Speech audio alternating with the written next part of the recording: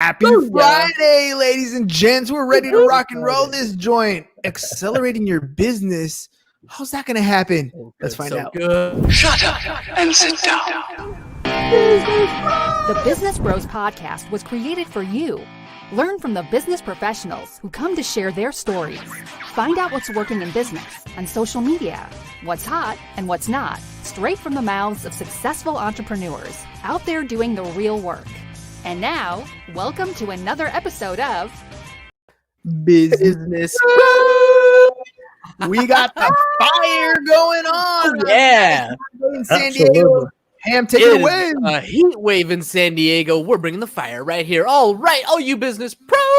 Before we jump into the show, just a quick reminder to please subscribe on whichever platform it is that you're listening to us on today. Give us a like, give us a follow, subscribe, and drop a review, and help other like-minded business owners find value from our awesome guests while we rise up in the podcast rankings. And if you want to be a guest on the show, I missed that last part, we will really appreciate it. And if you want to be a guest on the show, we'd love to have you on and learn from you as well. Go to www.businessbros.biz/podcast guest. Schedule your time slot. Don't forget to follow us on all our social media at Business Bros Pod. Ladies and gentlemen, we are so excited and so honored to bring another incredible guest on the Business Bros Pod.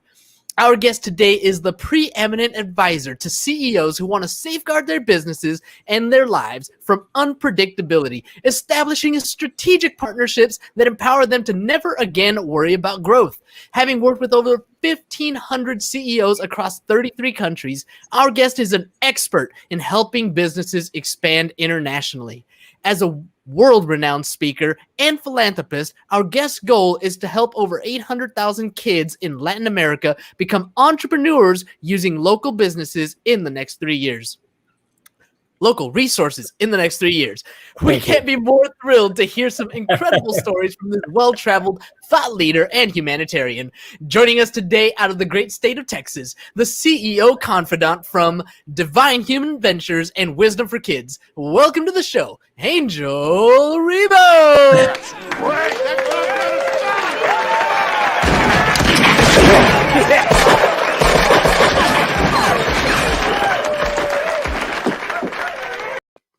All right, Well Angel. done, well done. Thank you so much. This has been probably one of the most amazing introductions ever in my life. Thank you so much for being who you are, guys. Thank you. Oh, well, what can I say? James prides himself on the intros. They're probably Fun. Yeah, they're fun. They're you know what? Everybody has a strength and everybody has a weakness. I would suck at writing your intro, but James over here, he's got fire when it comes to writing those intros.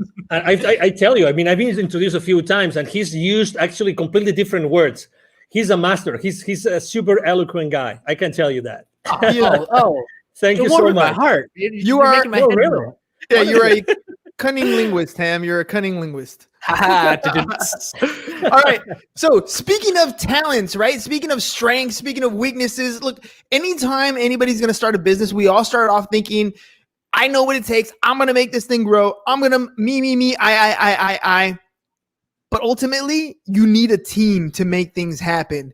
So Angel, tell me a little bit about what it takes to grow a business and what is it that you do exactly? Exactly. So basically, in a nutshell, what I do is I help both corporate CEOs and established entrepreneurs to bridge the gap globally for expansion and exposure. It means that I help them take their businesses internationally. Okay. And what it takes for someone to accelerate the growth of their businesses by going internationally, the first thing that it takes is the willingness to do it, but the resources. The resources. I've seen many times people wanting to go internationally, fully internationally, and they have not made their homework. They have not really taken into consideration what it takes to go internationally. Very often it happens to us entrepreneurs that if we have an offer online, we think, okay, so if we are super successful in the US, then going south of the border, we just translate our materials, our courses, whatever that is, and we're going to be successful. I hate to say no. No, there's many more things involved in going internationally, and you have to do your homework, and there's financial implications on the decision of going international. So you have to consider those implications. Let's hover here for a second, because we live in an age where the World Wide Web has literally shrunk the planet. We can have international quote unquote business going on from the living room or your basement or wherever you're talking about. So let's hone in on that. What do you mean when you're talking about growing internationally? Yes, so that's true. You can run your business from your home, and you have the worldwide, web, and you can go everywhere. But every single potential client in every single country, geography, culture thinks differently. You have to embrace, you have to acknowledge that, and you have to really know what is going to drive a potential sale from another country. Okay, so I mean, being reactive, we might have clients from other geographies, but the reality is that talking to someone, let's say south of the border or north of the border, talking about the US, right? It's different. And you have to be, if you really want to be strategic and you really want to be successful, you have to do it differently. You have to think about it. Okay, so you can run your business from your home and you have the World Wide Web open, but there are things that you have to take into consideration from the point of view of the client. You have to talk to the client differently on every culture. Remember, we are, separated, even sometimes even trying to go, let's say I have a business in Texas, and I really want to be successful in taking my business to another state. That there are cultural differences, right? That huge. Someone in Utah is different from someone in Texas, right? And everybody knows that. So if you really want to be successful, does it make sense to consider the differences between selling in Utah and selling in Texas? Of course it does. And you spoke about in the introduction, you actually mentioned something, which is, are you partnering with the right people? Probably if you want to go international, or even, as I said before, to another state, what about partnering up with someone who's already there, who's already aware of those differences, that can help you be more effective in conducting business in that area? And this is very often a blind spot that people forget. So, okay, it's easy to run your business from your home, but be mindful, be aware of the differences. What kind of differences should we be looking for when we're first starting out? Because there are so many. I mean, like you said, there's cultural differences, there's currency differences, there's tax treatments. I mean, there's all kinds of things that we can think about when we're talking about those differences. But what are some of the first things that we should kind of pay attention to? So that's why go step by step. I mean, going internationally right out of the gate, I don't think is the right thing to do, unless you only go internationally to a specific area because you know that there's a need for that there, and you know that the people there are going to buy from you. Unless that's the case, it's scaling up by accelerating the growth of your business by going international. It means that you have already had to establish your business somehow. That's very important. Okay, so initially, I don't recommend anybody doing that unless, again, that's going to be your number one strategy. So if that's your number one strategy, you have to really know what these people want. Okay, the people in this area, what do they want? So you have to really speak with these people over there. Sometimes we tend to think, oh, it's extremely difficult. No, it's very easy. Reach out. There's social media again, and you can go in social media and you can start talking to people who live in that area.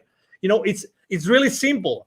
There's something in the entrepreneurial world, in the startup world, there's something called a minimum viable product. You've probably heard this thousands of times, right? Mm-hmm. So when you start your business, you probably have a minimum viable product or service that you want to offer to your audience, right? So the first thing you have to do is, if you want to go international, start talking to your audience about what you want to do. And I start asking them, hey, if I was to launch this product, sell it there, or this service, would you be willing to buy from me? And what would be the kind of service or product that you would buy from me, in that particular, area of expertise that I have? So that's the first thing. Talk to your market early on your business strategy. And sometimes, and I think that's probably, we are all to blame, for this, which is we try to be perfectionists. We try to be like, we have all the responses, all the answers before we do anything else. There's one business mantra. There's one mantra I use with every single one of my clients. I've been using for the last 5 years since I started my own business, which is take imperfect action now. take imperfect action now. Hey, don't worry about anything else. You only need yourself, and you need to start reaching out to the people in the market, in the place where you want to start selling your products or your services. That's it. Start talking to them and start making mistakes. Start making mistakes. There's no such thing as the perfect sales pitch, the perfect service, the perfect product. There's only the thing that you reach out to the potential buyers and you know what they think, and keep on making, keep on perfecting your pitch, keep on perfecting your product and your service. Really, that's the first step. Take imperfect action now. I love that. I love that because it's absolutely true. I talk about that all the time about taking action, and you have a choice. You can do it or you cannot do it. And I think the people who sit back and try to wait till it's 100% perfect are the ones who struggle. I forgot what book I read it in, but they were talking about, I think it was Mentor to Millions. And what they were saying was most successful people wait until they have about a 70% of a plan, right? After that, they put it into action because there's nothing else you can predict. At that point, you have something that's viable that'll take you in the direction that you want to go. Will it get you to the destination? Probably not. But you're moving forward and you're not stagnant and stuck in one particular situation or at worst, not taking any action, right? When I remember reading or learning about Disney, and they were opening up in China, I think it was China or Japan, I'm not sure exactly, but they were out there in the East. And when they went out there, they opened up operations right away, just like they had done in Florida, just like they had done in Disney. And they didn't take into consideration some of the cultural differences and had to restructure some things. So, acting on a plan is first and foremost. When you're talking to CEOs or different people who are ready to take that next scale, right? What's some of the fears that they have or some of those hesitations that prevent them from taking action? Well, it's always uncertainty. When you're stepping into, uncharted territories, everybody is, okay, is that going to work? How long is that going to take? There's always uncertainty. But again, there's uncertainty in everything that we do in life. So, and we still take action. So the first thing is uncertainty. And they need to know they always ask me, what are the chances that this kind of service or product is going to be successful? And I would like to share something. And this piece of information, it came from, there's the number one entrepreneurial program as far as college degree goes in the country is from a school in Massachusetts called Babson College, okay? Mm-hmm. They're very well known. You probably heard of them. Consistently, the number one entrepreneurial program, actually not only in the country, but in the world most of the time. Okay, so I was talking to the director of the accelerator, and that was 4 or 5 years ago. And she was telling me, Angel, 5 years before, so 10 years ago, it would take probably a few $100,000s for any technology, any startup to make a difference in the world. I'm talking about 5 years ago. Today, 5 years ago, only $15,000 to $20,000 was the amount of money that some startups had as a seed money to start disrupting the world. The point I'm trying to make is more and more often we see that the amount of money needed to make a difference in the world is lower and lower, is smaller and smaller. So what's the difference? The difference is that today there's so much technology out there that we can scale up any service or any product in the market like fast, like really, really, really fast. So again, going back to the same thing, take imperfect action now.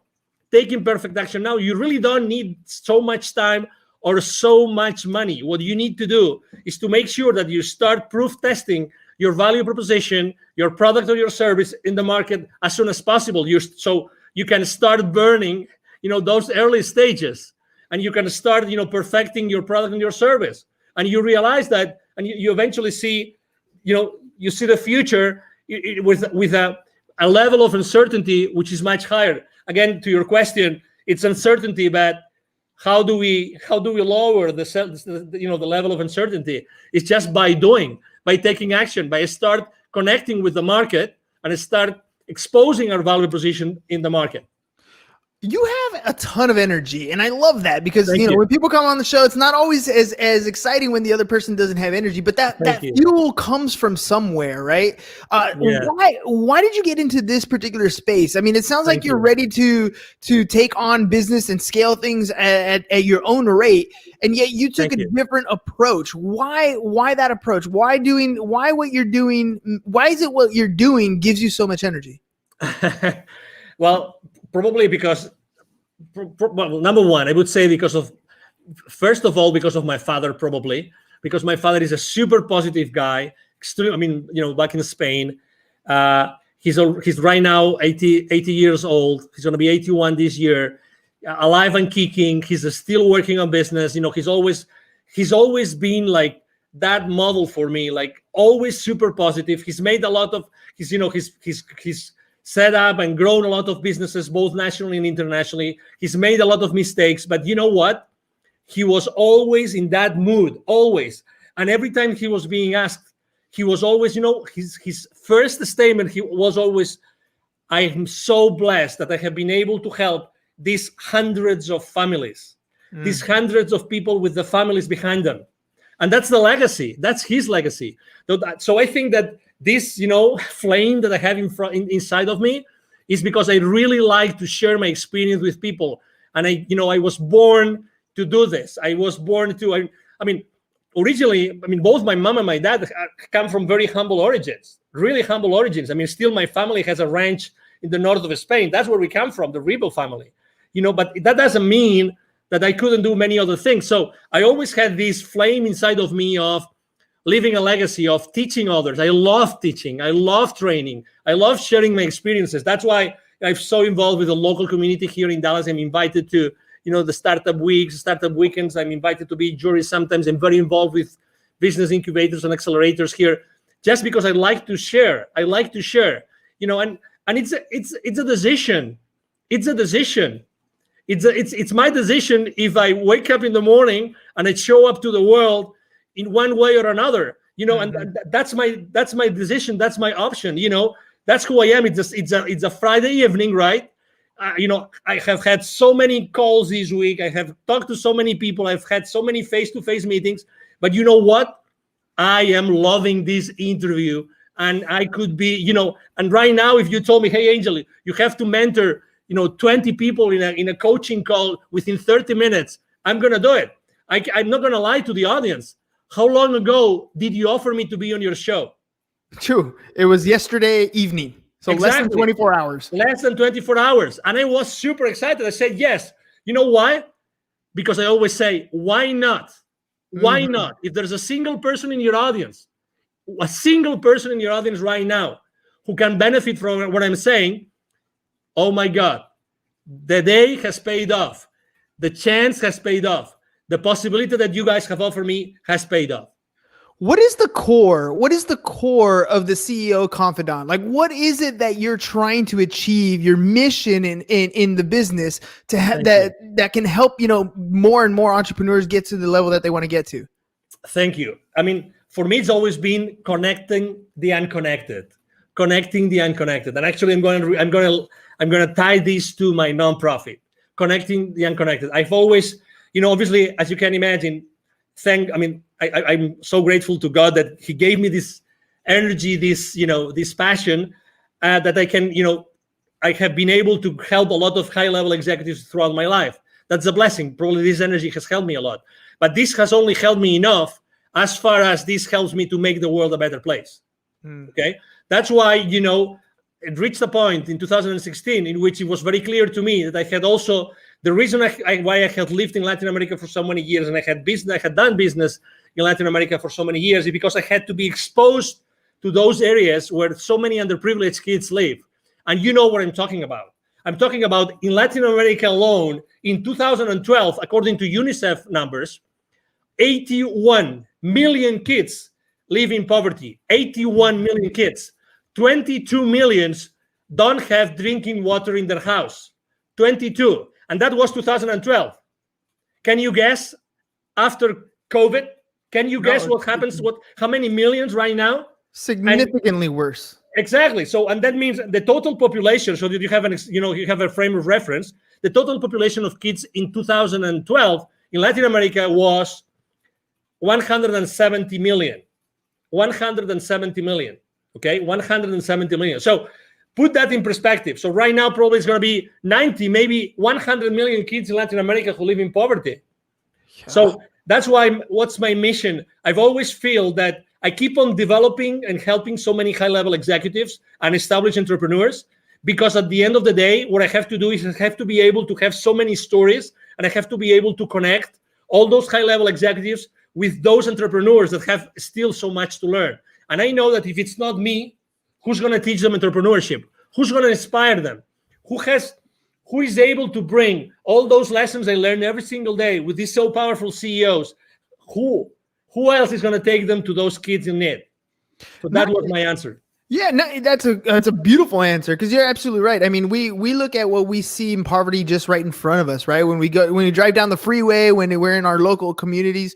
But the difference is, the poverty in the United States is much different than the poverty in almost any other country. It's just a different level. I remember being young as a young kid at my parents, and we would always go to church, and they would send us to missionary things down the other side of the border, and you just have this awe that everything from the pair of shoes to the sweater that you have on to the meal that you had has such a different value to the people down there than just you. The things you take for granted, you don't even realize until you're, things like where you're crossing the border. When I remember coming back on the border and little kids, small 4 or 5-year-old children coming up barefoot, dirty, ragged clothes, just trying to sell something to make a living. And we don't quite understand the level of poverty because we're blessed to be in this country.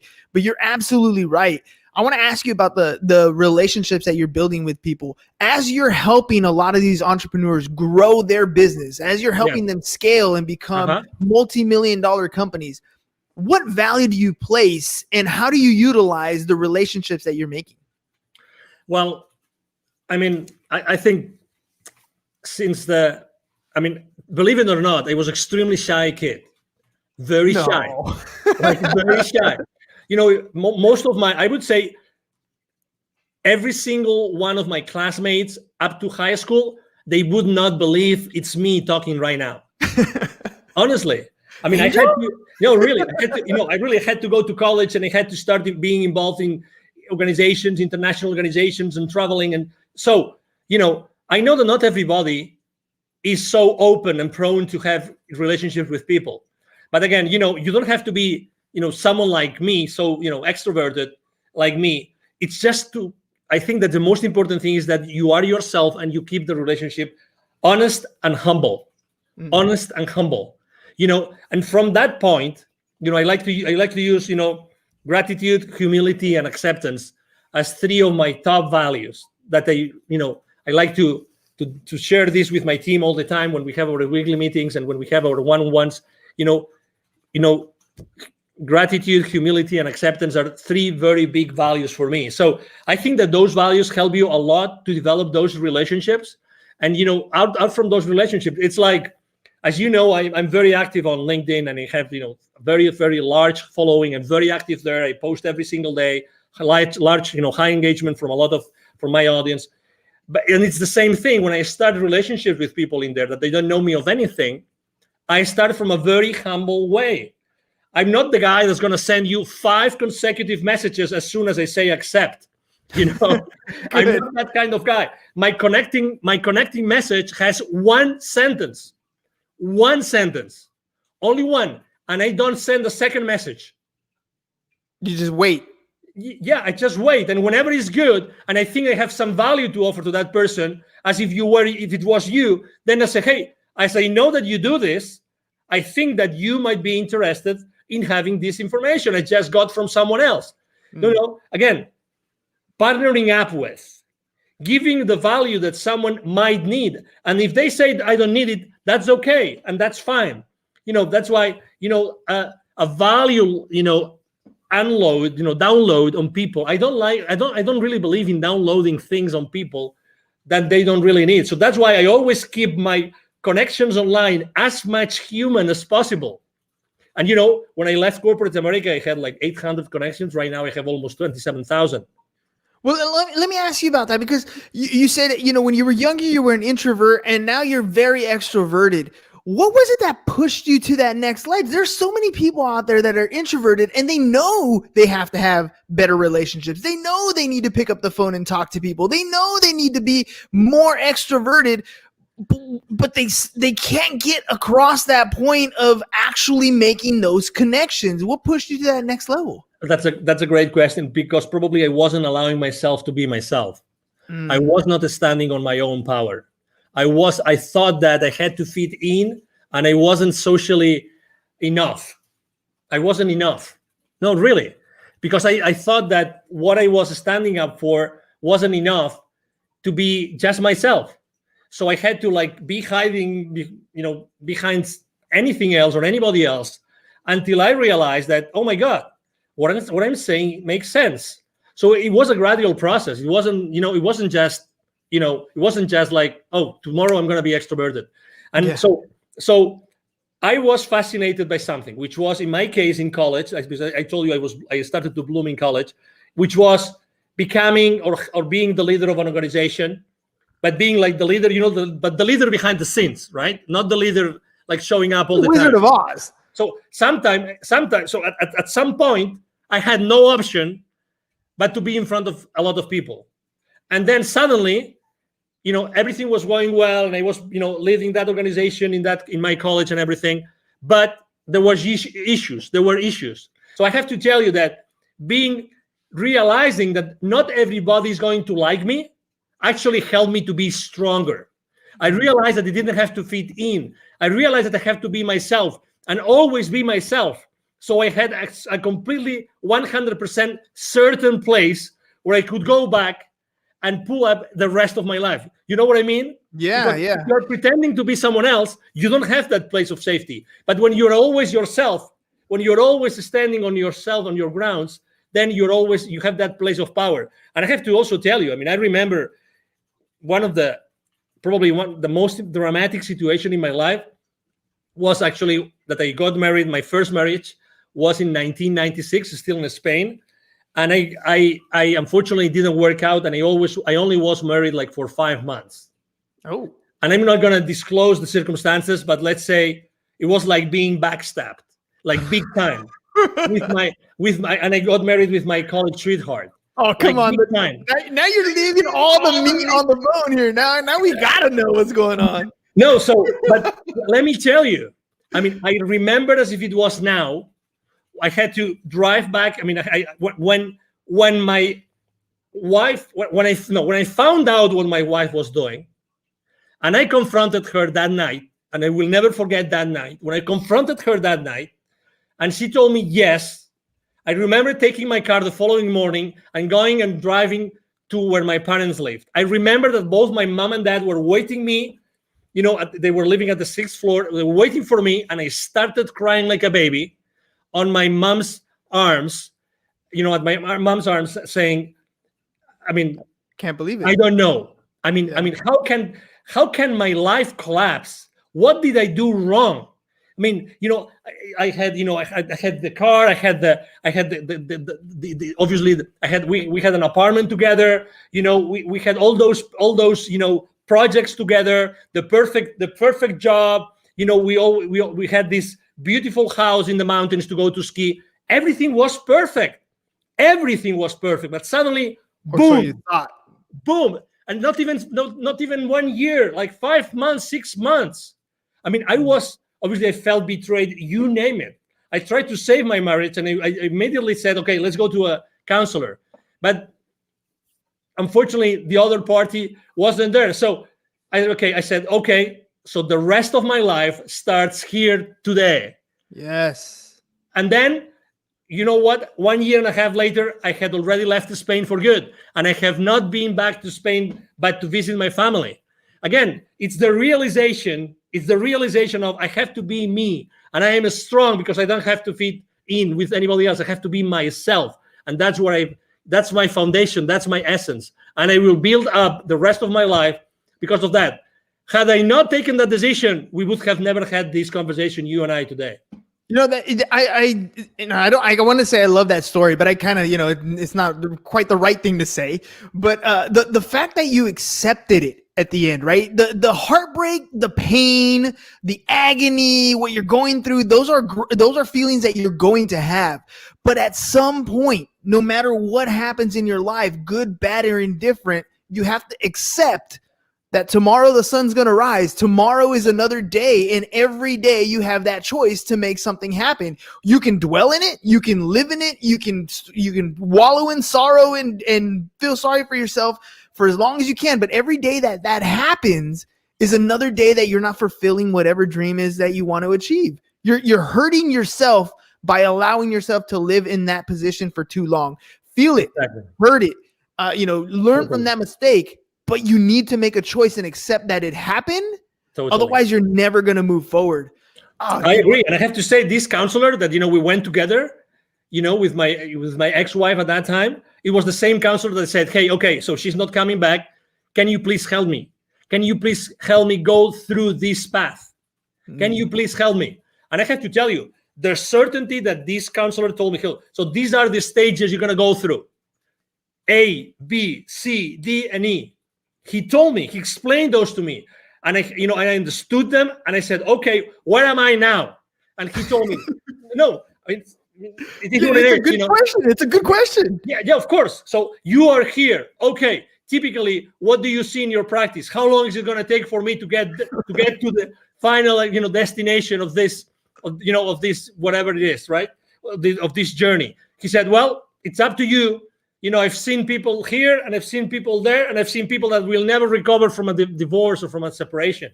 Okay. Mm-hmm. So I kept on going with him. I kept on having, again, I asked for help. God bless. That's something I obviously, in any facet in life, ask for help, look for help. Always. There's always going to be someone that can help you. Always. The only scarce resource in your life is time. Yes. Get over any situation, any challenge with the help of someone that's been there before. Do that. Don't hesitate. It doesn't matter. Money comes and goes. Do that. And oh my God, after 6 months of my separation, guess what? Guess who came after one of my, I just finished one of my swimming practices. I love swimming. Guess who came to say, I would like to come back together? Who was it? I'm not going to say, but you know the story, right? You know the story. And I said, unfortunately not. I don't want this to happen in the future when we already have children. I don't want that for my life. Decision made. Imperfect decision. Don't know what the outcome was going to be, but you weren't going to do it again. No. Oh man, Angel, that's, I love that, the whole idea of time scarcity, right? You only have so much time in your life. And yes, ladies and gents, you're going to feel uncomfortable when you're going to make a decision. You're not going to know the outcome. It's going to be scary. It's going to feel weird, but do it anyways. Do it anyways, because there's only two types of regret that you're going to have when you're older. And one of the biggest ones, the worst ones, is when you're 98 years old and you are incapable and you're out of time to have that regret to worry about. So take the action. You might make a mistake and it's okay. There's always a way to correct, but take that action. Angel, before we head out, let our audience know if they want to work with you, how can they get a hold of you? Absolutely. The first thing is, it's very easy. Send me an email. I have a team behind me. We all work together. We will always respond to you. My email is very easy. My email address is angel@angelrebo.com. I'm going to spell it for you. ANGEL@ANGELRIB as in boy O.com. That's the easiest way. If you want to know, what I do, what I stand for, you can go to LinkedIn, Angel Rebo, the CEO Confidant. And you will see me there every single day posting. I post a lot of personal stuff because I think it's important for everybody to know, what I think is important for me. And obviously, I would like to help you. And needless to say, thank you very much, guys, for being so kind with me and allowing me to be today on your show. Hey, man, thank you for coming on last minute. Thank you for sharing, being vulnerable. I honestly believe that some of these stories that we have in our life, some of the worst stories in our life, make the greatest connections with people. So thank you very much for sharing some of your worst times with us. I connected with you. I'm sure there's a lot of our listeners that connected with the same type of story. Thank you. All right, ladies and gents, it is Friday, but we'll be back because Monday's going to come right around the corner. So that's all we got for you guys today. Have a great and safe weekend. Peace. And we're out. Thank you for listening to the Business Bros Podcast. Are you looking to get more clients or to increase your income? Hernan, the business bro, can help you generate referrals through the power of podcasting. And James, the insurance bro with Pipeline Insurance, can help you effectively add insurance to your existing business. If you are ready to create wealth today and generational wealth for tomorrow, email businessbros@csfirst.com to schedule a free consultation or join the Business Bros Network, www.businessbros.biz.